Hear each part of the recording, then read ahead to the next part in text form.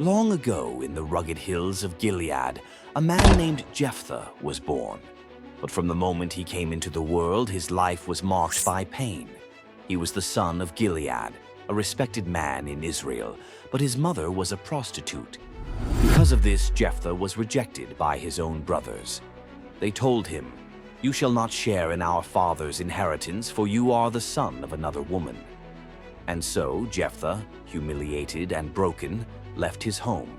He wandered east, settling in the land of Tob, a barren region far from comfort. There, other outcasts and desperate men gathered around him, men with no home, no name, no hope. And Jephthah became their leader, a warrior forged by rejection, a man hardened by the sting of being unwanted. Years passed. The people of Israel once again turned away from God, worshipping the false gods of their neighbors, Baal, Ashtaroth, and others. And because of their sin, God allowed the Ammonites to rise against them. The Ammonite armies crossed the Jordan, burning villages, enslaving families, and seizing land. Fear spread like wildfire through Israel. The elders of Gilead gathered in despair and said, "Who will lead us to fight the Ammonites?" But no one was brave enough. No one, except the man they had once rejected. So the elders journeyed to the land of Tob. They found Jephthah, scarred, strong, surrounded by his rough band of men. They said to him, "Come, be our commander, that we may fight the Ammonites." Jephthah looked at them with disbelief. "Did you not hate me and drive me from my father's house?" he said. "Why do you come to me now when you are in trouble?" The elders bowed their heads. "It is true, but now we turn to you. Lead us into battle, and you shall be our head." Over all the people of Gilead, Jephthah's eyes burned with both hurt and hope. He made them swear before the Lord that they would keep their word. And when they did, Jephthah returned home, not as an outcast, but as a leader chosen by God. Before going to war, Jephthah first sent messengers to the king of Ammon. He tried to make peace. "Why have you come to fight against my people?" he asked.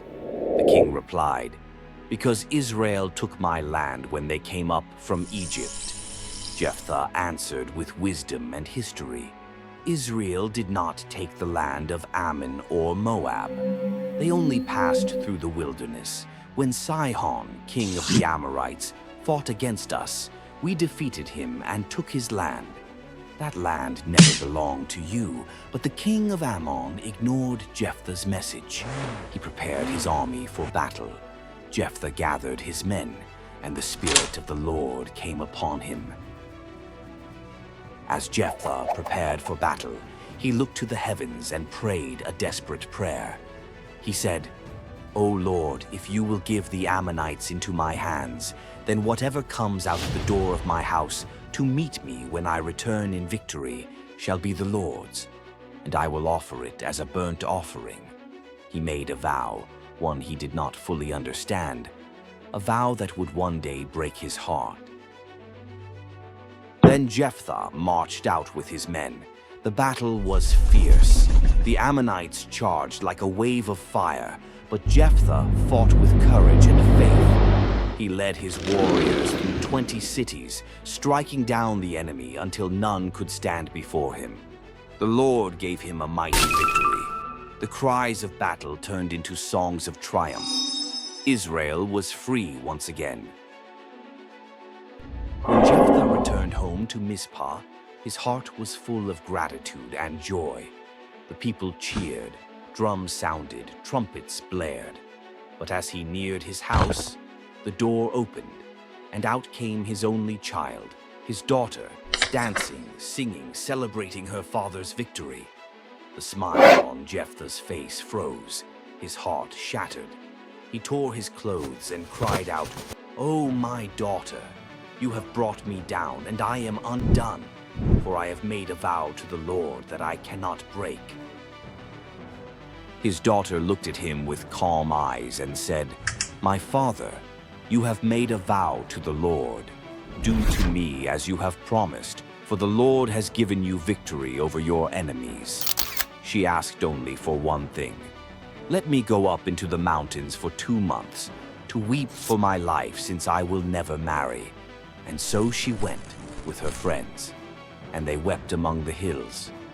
When she returned, Jephthah fulfilled his vow. The scriptures do not describe exactly how, but the meaning is clear. Jephthah's promise cost him everything. From that day forward, the daughters of Israel would go out each year to remember her, the girl who gave her life because of her father's vow. Jephthah continued to lead Israel for 6 years. He brought peace to his people. But his story ended in sorrow, a reminder that even the strongest warriors can make foolish promises. Yet God still used him. Jephthah's faith, though flawed, was remembered. In the book of Hebrews, he is listed among the heroes of faith. The story of Jephthah is a mirror for every believer. It teaches us that God can raise the rejected, strengthen the broken, and use the outcast to bring victory. But it also warns us, be careful what you vow before the Lord. Words have power. Promises made in haste can wound the innocent. Still, even through pain, Jephthah's faith shone bright. He believed God could use a man the world had cast away, and God did. God can turn rejection into purpose. Your past does not define your destiny. Faith can make the weak strong.